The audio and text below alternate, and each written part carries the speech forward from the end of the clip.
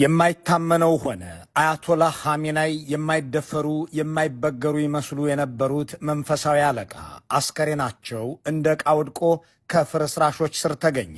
የኢራቁን ፕሬዝዳንት ሳዳም ሁሴንን የአረፋ በዓል ዕለት የሰቀሉት አሜሪካኖች የኢራኑን መሪ ለመግደል የዘንድሮን ሮመዳን ጠብቀዋል። እነሆ የኢራን ብቻ ሳይሆን የነ ሁቲ መንፈሳዊ አባት፣ የነ ሂዝቦላህ ነፍስ አባት፣ የነ ሐማስ የጡት አባት፣ የመካከለኛው ምስራቅ አማጽያን ጠርናፊ አሊ ሁሴናይ ኻሜናይ ተገደሉ።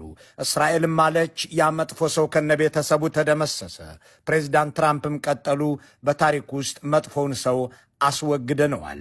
መገናኛ ብዙሃን አከሉ፣ 40 ከፍተኛ የኢራን ባለስልጣናት ተገድለዋል። የ89 ዓመቱ አዛውንት ተገደሉ የሚለውን ዜና ዋሽንግተንና ቴል አቪቭ ሲያውጁት በመካከለኛው ምስራቅ የተፈጠረው መናወጽ አቅሉን ስቷል። ከባህሬን እስከ ዱባይ፣ ከጆርዳን እስከ ኩዌት የኢራን ሮኬቶች ዘንቦባቸዋል። ካታርና ሳውዲም አልተረፉም። እነዚህ ሁሉ የኢራን እሳቶች የአረቡ ዓለምን ሰማያት እየቆራረሱ የመካከለኛው ምስራቅን ሕንፃዎች እየደረመሱ ውለው ያደሩት ከአያቶላሁ መገደል በኋላ ነው። አሁን አሊ ሁሴናይ ኻሜናይ የኢራን አብዮት ብቻ ሳይሆን የሥርዓቱ መንፈሳዊ አባት ላይመለሱ ተሸኙ ተባለ። እስራኤልና አሜሪካ የኢራንን የኒውክለር ጣቢያ አወደምነው ካሉ፣ ቴልአቪቭ ቴህራን ድረስ መኝታ ቤታቸውም ውስጥ ገብቼ ከጦር ኤታማዦር ሹም እስከ ጄኔራሎች ገደልኩ፣ ተልእኮዬም ተጠናቀቀ ካለች፣ ዋሽንግተን የኢራንን የተራራ ስር የኒውክለር ጣቢያ ለመምታት ተተኩሶ የማያውቀውን ቦምቤን ተጠቀምሁ እናም ኢላማዬ በትክክል መጥቷል ካለች ዓመትም አልሞላቸው። ይህ ሁሉ ሲሆን አያቶላህ ኻሜናይ ተርፈው ነበር። ቅርንጫፎቹ እንደተመለመለበት ዛፍ የሾሟቸው ሁሉ ተገድለው፣ ቀብተው ያስቀመጧቸው ጄኔራሎች ሁሉ በተኙበት ቀርተው፣ እሳቸው ግን አንዳችም ጉዳት ሳይደርስባቸው ተርፈው ነበር። አምና ያ ሁሉ ጥቃት በኢራን ሲፈጸም የተረፉት አያቶላሁ የተፈቀደላቸው ተጨማሪ ዕድሜ 9 ወር ገደማ ነበር። ያለፉትን 9 ወራት የኖሩት በአሜሪካና እስራኤል ቸርነት ነበር እንደማለት። አምና እነ ዶናልድ ትራምፕ ይናገሩት የነበረው አያቶላሁ የተደበቀበትን እናውቃለን፣ ልንገድለው ስላልፈለግን ፈቅደን ትተነዋል በማለት ነበር። በዚህኛው ዙር ግን ያንን መጥፎ ሰው ገደልነው። ይህም ለአሜሪካውያንና በዚህ ሰው ክፉ ተግባራት ለተማረሩ ሁሉ ትልቅ ዜና ነው። ኢራናውያን ሆይ የራሳችሁን መንግስትና የሚገባችሁን ክብር ለመጎናጸፍ እድሉን ተጠቀሙበት ሲሉ ጥሪ አቅርበዋል። ምንም ተባለ ምን አያቶላሁ ተገድለዋል ተብሏል። ከ45 ዓመታት በፊት ያመለጡት ሞት በ44 ዓመታቸው አንድ እጃቸውን ቀምቶ ድምፃቸውን አዛብቶ የሳታቸው መልአከ ሞት ከ45 ዓመታት በኋላ ይዟቸው ሄዷል። ያኔው ገዳዮቻቸው አገር በቀል ነበሩ።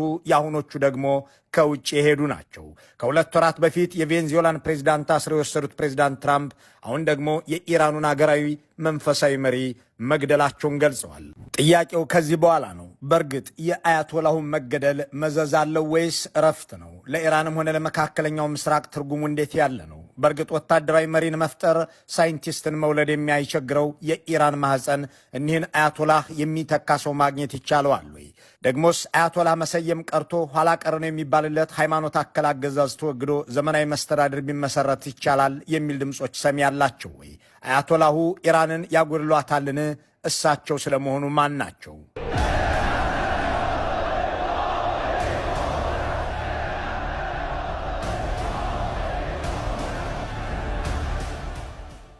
ትናንት ተገደሉ። አስከሬናቸውም በእስራኤል ሚሳኤል ከተመታው መኖሪያ ቤታቸው ፍርስራሽ ውስጥ ወጣ የተባለላቸው የኢራኑ አያቶላህ ሊገደሉ የነበረው በአውሮፓ አቆጣጠር 1981 ሰኔ 27 ነበር። በቴህራን አቡሃር በተባለ መስጂድ ውስጥ ለሃይማኖታዊ አስተምህሮ መድረክ ላይ በቆሙበት ወቅት ጥያቄዎችን በጽሑፍ እየተቀበሉ ያብራሩ ነበር። ከታዳሚው ወደ መድረኩ ከተላኩ ወረቀቶች መካከል አንዱን ሲያነሱት ከስሩ ፈንጂ የያዘች አነስተኛ ቴፕ ነበረችና ድብልቅልቅ ያለ ፍንዳታ ተሰማ።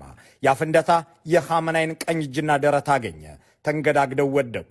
በእስላማዊ መንግስት በቴህራን የአርብ ጸሎት መሪ ተብለው የተሰየሙት የመጅሊሱም አባል የሆኑት ሰኢድ አሊ ሁሴን ኻሜናይ ወደቁ። ወደ ሆስፒታልም ተወሰዱ። ለተከታታይ ሳምንታት የተደረገላቸው ሕክምና ሕይወታቸውን ቢያተርፍም ቀኝ እጃቸውን አላስቀረላቸውም። ለዘላለሙ ከጥቅም ውጭ ሆነባቸው። በደረታቸውና በጉሮሯቸው ላይ የደረሰው ጉዳትም ቀላል አልነበረምና የድምፃቸውን ድምፀት የአነጋገራቸውንም ቃና ለዋወጠው። ሞትን ለጥቂት አምልጠውት ለተጨማሪ 45 ዓመታት በአንድ እጅ አገር እየመሩ እስራኤልና አሜሪካን እያሸበሩ መካከለኛው ምስራቅን እየዘወሩ ኖሩ። ከዚህ በኋላ ግን አይኖሩም። የአብዮቱ መሐንዲስ የእስላማዊ መንግስት ወላጅ አባት የቀድሞው አያቶላህ ሩሁላህ ኾሜኒ አገራቸውን ጥለው ከመሰደዳቸው በፊት በምድረ ኢራን እየተዘዋወሩ ያስተምሩ ነበር።